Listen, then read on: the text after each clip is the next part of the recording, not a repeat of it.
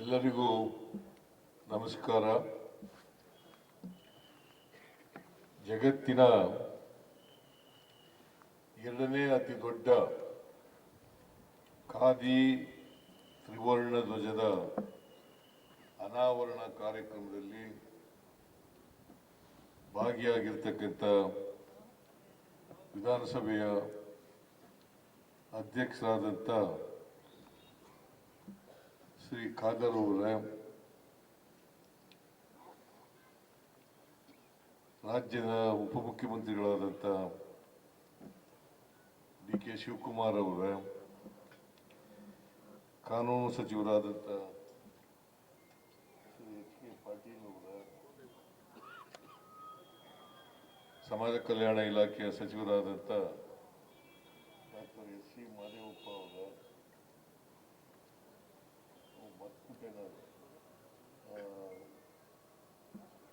ವಿಧಾನಸಭೆಯ ಉಪಾಧ್ಯಕ್ಷರಾದಂಥ ವಿಜಯಪ್ಪ ಲಮಾಣಿ ಅವರೇ,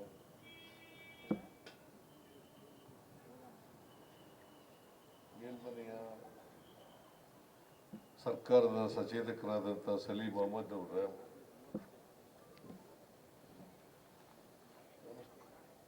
ಎಲ್ಲ ನಮ್ಮ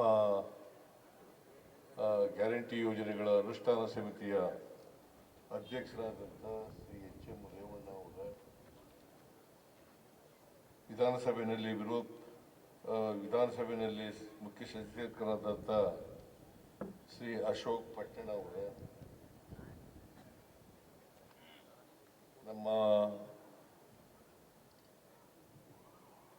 ಮುಖ್ಯಮಂತ್ರಿಗಳ ರಾಜಕೀಯ ಸಲಹೆಗಾರರಾದಂಥ ಶ್ರೀ ನಜೀರ್ ಅಹಮದ್ ಅವರ, ಮುಖ್ಯ ಕಾರ್ಯದರ್ಶಿಗಳಾದಂಥ ಶಾಲಿನಿ ರಜನೀಶ್ ಅವರ, ಇತರ ಎಲ್ಲ ಶಾಸಕ ಮಿತ್ರರೇ, ಇಲ್ಲಿ ಆಗಮಿಸಿರ್ತಕ್ಕಂಥ ಎಲ್ಲ ಆತ್ಮೀಯ ಬಂಧುಗಳೇ, ಭಗಿನಿಯರೇ, ಇತರ ಎಲ್ಲ ಮಾಧ್ಯಮದ ಸ್ನೇಹಿತರೇ, ಖಾದರ್ ಅವರು ಬಹಳ ಉತ್ತಮವಾದಂಥ ಕೆಲಸವನ್ನು ಇಲ್ಲಿ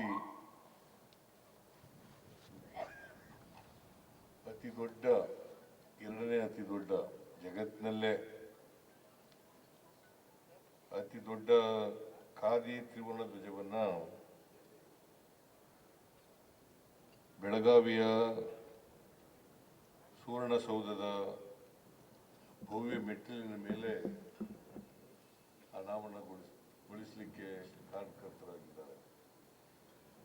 ನಾನು ಅವರಿಗೆ ಸರ್ಕಾರದ ವತಿಯಿಂದ ಧನ್ಯವಾದಗಳನ್ನು ಹೇಳಲಿಕ್ಕೆ ಬಯಸ್ತೇನೆ. ಆಮೇಲೆ ಕಲಬುರಗಿ ಜಿಲ್ಲೆಯ ಕಮಲಾಪುರದ ವಿನೋದ್ ಕುಮಾರ್ ರೇವಪ್ಪ ಬೊಮ್ಮಣ್ಣ ಕುಟುಂಬಸ್ಥರು, ಅವ್ರಿಗೂ ಕೂಡ ಎಲ್ಲ ಕುಟುಂಬಸ್ಥರಿಗೆ ಸರ್ಕಾರದ ವತಿಯಿಂದ ಧನ್ಯವಾದಗಳನ್ನು ಹೇಳಲಿಕ್ಕೆ ಬಯಸುತ್ತೇನೆ.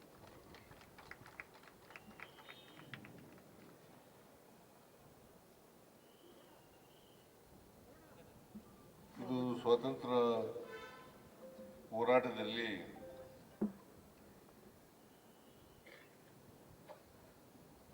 ನಮ್ಮ ಚಳುವಳಿ ಸಂದರ್ಭದಲ್ಲಿ ತ್ರಿವರ್ಣ ಧ್ವಜವನ್ನ ಜಾರಿಗೆ ತಗೊಂಡ್ಬಂದರು. ಈ ತ್ರಿವರ್ಣ ಧ್ವಜ ಕೇವಲ ಖಾದಿ ವಸ್ತ್ರ ಅಲ್ಲ, ಇದು ನಮ್ಮೆಲ್ಲರ ದೇಶದ ಹೆಮ್ಮೆ ಮತ್ತು ಸ್ವಾಭಿಮಾನದ ಸಂಕೇತ ಅಂತಕ್ಕಂಥ ಮಾತುಗಳನ್ನು ಹೇಳಲಿಕ್ಕೆ ಬಯಸ್ತಾ ಇದ್ದೇನೆ.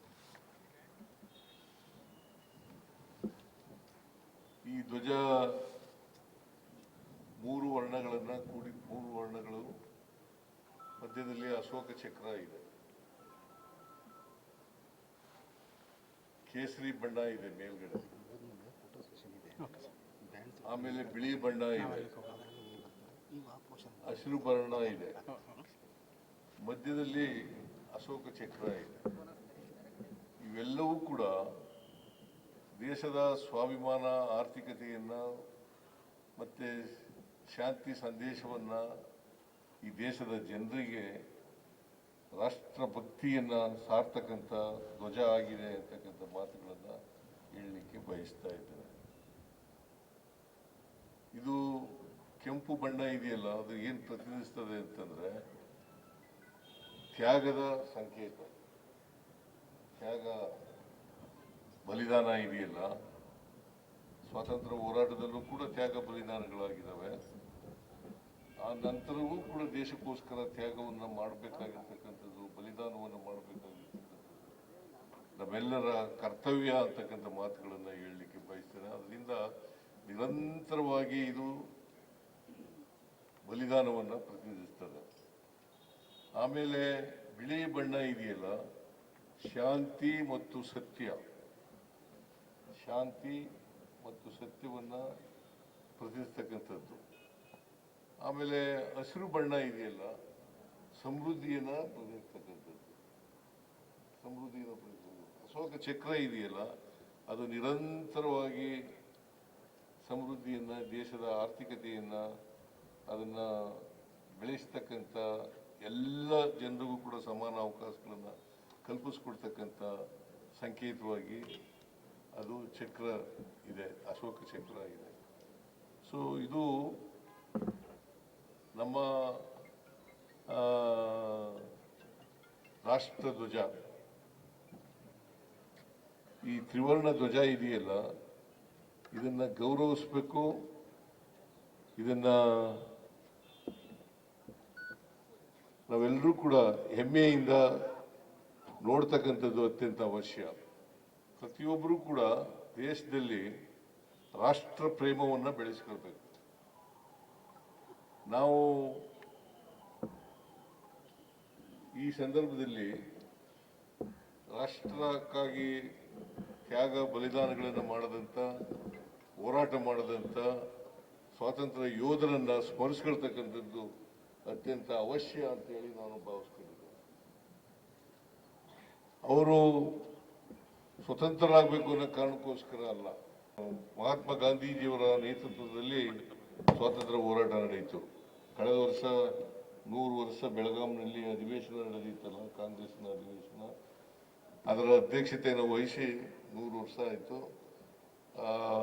ಆ ಸಂದರ್ಭದಲ್ಲಿ ನಾವು ಮಹಾತ್ಮ ಗಾಂಧೀಜಿಯವರ ಪ್ರತಿಮೆ ಇಲ್ಲೇ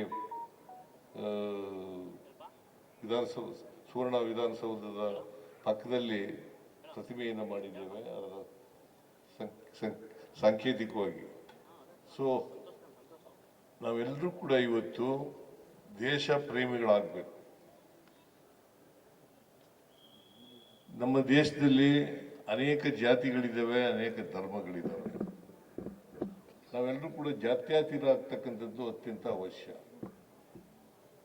ಮನುಷ್ಯನನ್ನು ಪ್ರೀತಿಸಬೇಕ ಹೊರತು ಯಾವುದೇ ಕಾರಣಕ್ಕೆ ದ್ವೇಷಿಸಬಾರದು. ಇದನ್ನ ಪ್ರತಿಯೊಬ್ಬರು ಕೂಡ ಅರ್ಥ ಮಾಡ್ಕೋಬೇಕು ಅಂತೇಳಿ ನಾನು ಭಾವಿಸ್ಕೊಂಡಿದ್ದೇನೆ. ಆಗ ಮಾತ್ರ ನಾವು ಮನುಷ್ಯ ಸಮಾಜವನ್ನು ನಿರ್ಮಾಣ ಮಾಡಲಿಕ್ಕೆ ಸಾಧ್ಯ ಆಗ್ತದೆ, ಸಮ ಸಮಾಜವನ್ನು ನಿರ್ಮಾಣ ಮಾಡಲಿಕ್ಕೆ ಸಾಧ್ಯ ಆಗ್ತದೆ. ಇಲ್ಲದೇ ಜಾತ್ಯತೀತ ರಾಷ್ಟ್ರವನ್ನು ನಿರ್ಮಾಣ ಮಾಡ್ತಕ್ಕಂಥದ್ದು ಕಷ್ಟ ಆಗ್ತದೆ ಅಂತಕ್ಕಂಥ ಮಾತುಗಳನ್ನು ಹೇಳಲಿಕ್ಕೆ ಬಯಸ್ತೇನೆ. ಈಗ ಸ್ವಾತಂತ್ರ್ಯ ಬಂದು 79 ವರ್ಷ ಆಯಿತು. ಈ 79 ವರ್ಷದಲ್ಲಿ ನಾವು ಒಮ್ಮೆ ನಮ್ಮ ಆತ್ಮಾವಲೋಕನ ಮಾಡ್ಕೊಳ್ತಕ್ಕಂಥದ್ದು ಅತ್ಯಂತ ಅವಶ್ಯ. ನಾವು ಎಷ್ಟರ ಮಟ್ಟಿಗೆ ನಾವು ಭ್ರಾತೃತ್ವವನ್ನು ಈ ದೇಶದಲ್ಲಿ ಸಾಧಿಸಿದ್ದೇವೆ. ಈ ದೇಶ ಮನುಷ್ಯ ಸಮಾಜವನ್ನು ಸ್ಥಾಪನೆ ಮಾಡ್ತಕ್ಕಂಥ ಪ್ರಯತ್ನವನ್ನು ಮಾಡಿದ್ದೇವೆ. ಎಷ್ಟರ ಮಟ್ಟಿಗೆ ನಾವು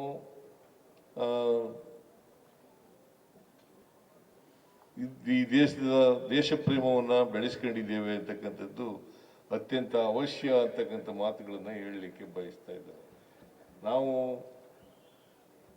ದೇಶ ಪ್ರೇಮವನ್ನು ಬೆಳೆಸ್ಕೊಳ್ಳದೆ ಹೋದರೆ, ಈ ದೇಶಕ್ಕಾಗಿ ತ್ಯಾಗ ಬಲಿದಾನಗಳನ್ನು ಮಾಡ್ತಕ್ಕಂಥ ಮನೋಭಾವವನ್ನು ಬೆಳೆಸ್ಕೊಳ್ಳದೆ ಹೋದರೆ ನಾವು ಮನುಷ್ಯರಾಗಿ ಬಾಳಲಿಕ್ಕೆ ಕಷ್ಟ ಆಗ್ತದೆ ಅಂತಕ್ಕಂಥ ಮಾತುಗಳನ್ನು ಕೂಡ ಹೇಳಲಿಕ್ಕೆ ಬಯಸ್ತಾ ಇದ್ದೇನೆ. ಅದರಿಂದ ಎಲ್ಲ ವಿದ್ಯಾರ್ಥಿಗಳಲ್ಲೂ ಕೂಡ ಈ ಮನೋಭಾವ ಬೆಳಿಬೇಕು. ಯುವಕರಲ್ಲಿ ವಿಶೇಷವಾಗಿ ಯುವಕ ಯುವತಿಯರಲ್ಲಿ ವಿದ್ಯಾರ್ಥಿಗಳಲ್ಲಿ ಈ ಮನೋಭಾವ ಬೆಳಿಬೇಕು. ದೇಶ ಪ್ರೇಮವನ್ನು ಬೆಳೆಸ್ಕೊಳ್ತಕ್ಕಂಥದ್ದು ಅತ್ಯಂತ ಅವಶ್ಯ. ಅದಕ್ಕೋಸ್ಕರ ಬಾಬಾ ಸಾಹೇಬ್ ಅಂಬೇಡ್ಕರ್ ಅವರು ಕೊಟ್ಟಿರ್ತಕ್ಕಂಥ ಸಂವಿಧಾನ, ಮಹದೇವಪ್ಪನವರ ನೇತೃತ್ವದಲ್ಲಿ ಎಲ್ಲ ಶಾಲಾ ಕಾಲೇಜುಗಳಲ್ಲಿ ಸಂವಿಧಾನದ ಪೀಠಿಕೆಯನ್ನು ಓದಿಸ್ತಕ್ಕಂಥ ಕೆಲಸವನ್ನು ಮಾಡ್ತಾ ಇದ್ದೀವಿ.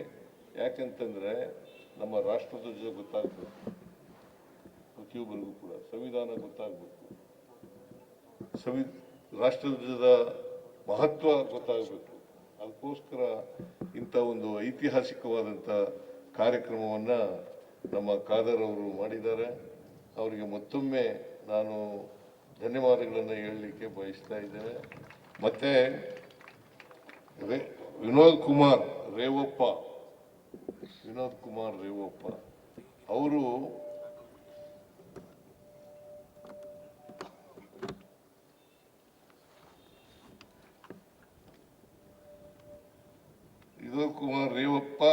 ಬೊಮ್ಮಣ್ಣ